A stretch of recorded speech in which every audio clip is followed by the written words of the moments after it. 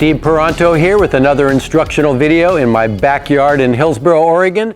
But today is a very special video. It's going to also be educational and historic. I have Erne Perry in my backyard. Yes, and we just had a great pickleball session this morning. Made us feel young again, didn't it, Erne? Felt good. Yeah, we've been playing on the courts. We've probably known each other for over 20 years. Yep. And I know, it's just kind of funny. It just kind of brings back my youthful memories again, being on the court with Erne.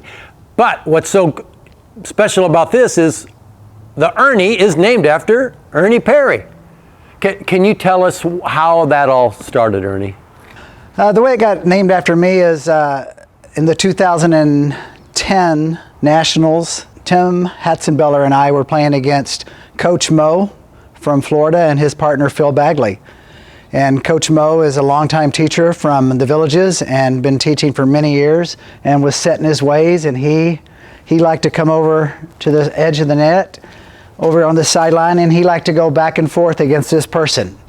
And for many years I've always loved it when people do that, because I like to set them up for, didn't have a name back then, but the shot that I like to do. And during one game I hit that ball back and forth to him, and he popped it up, and I jumped over here and smacked it about 5 times in one game. And his partner is over there going, "Coach, stop! No more! Go cross court, do anything!"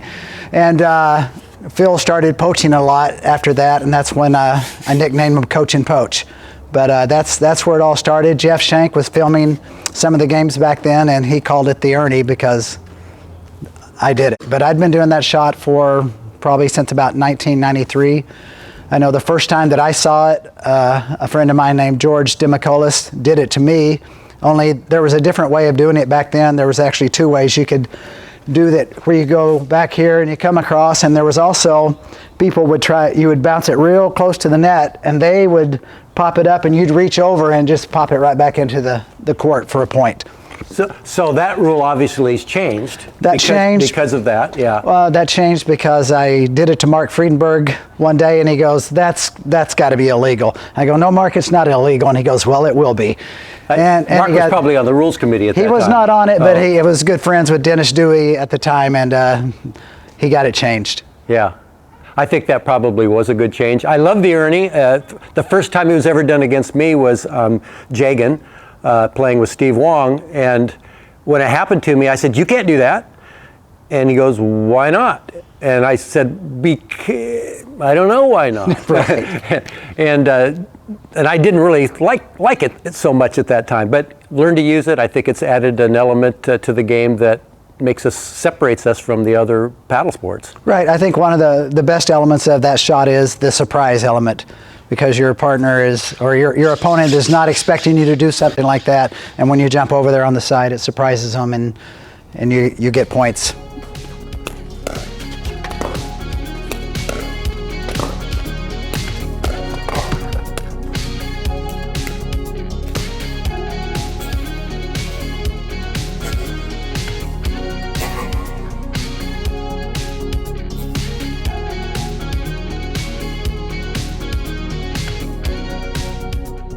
Erne, what are the strategies you use to make the Erne shot successful for you? I like to look at the opponent's patterns. If you're returning balls to them and they like to go down the line, then that's going to be a good chance that you're going to get a setup sooner or later. Even from the baseline, when you return the ball deep, people like to go down the line. It's good. That's good that you can be ready for that and start running and get over to the side and hit an Erne. Or just set them up with the dinks, the nice short dinks over there where they'll look down at the ball and not looking at you, and then you're jumping over to the side. Correct, yeah. So we did a video on the Erne, but you weren't here that day, and we're going to refer you to watch that one also, because we talked about that very same thing. Do you, besides setting yourself up for an Erne, notice when you have a good partner who sets you up for the Erne? Right, and I try to set my partners up, and sometimes even when you go for an Erne and you miss it, or you just stay over there and the opponent hits it over, sometimes they'll stay over in that area, and your partner will keep the ball over in that corner, and you might end up getting a surprise Erne. Yeah. Did you notice today when we played, because we did a few Ernes today, most every time when we hit a ball so that they couldn't hit an Ernie, the partner was there to cover for him? Right. Yeah. So in other words, your partner realizes you're doing the Ernie, comes over to cover that ball in the middle. There's also some strategic nuances of the Ernie. I'll let Ernie tell you about that. Once your opponent's seen you hit the Ernie, sometimes just the fear of the Ernie can change what they're thinking and change the shot. Just if your opponent is over here and they think you're going to set them up for an Ernie and you fake that, they may go over here and then you can be back in position. So just the fear of it changes your opponent's I've noticed strategy. that so much where it just changes your opponent's thinking, and then they make simple misses. They make unforced errors because they're trying to defend against you doing the Ernie. Right. Last night, Ernie, when you got to my house, I can't believe how many hours we just sat and talked about pickleball and the old days of pickleball and what's changed in the game. And I thought it was so interesting that our Ernie is, here we have the real Ernie, the shot's named after Ernie. And I asked Ernie last night if he knew what the Burt was, and he didn't know what the Burt was. And it wouldn't be called the Burt if there wasn't an Ernie, because it's Burt and Ernie. And if you don't know what the Burt is, it's when your partner jumps across you, who would normally do the Ernie, jumps by you and hits the ball out of the air. It's really an Ernie jumping from the other side. Maybe we should do a demonstration. And I think we should do a demonstration, but I think maybe we should have the younger generation demonstrate the Burt. Oh, that is a great idea. Yeah. Why don't we just use our young cameraman? He is a pickleball player. That is a great idea. Yeah. Okay, Spencer, come on in here. Oh, all right.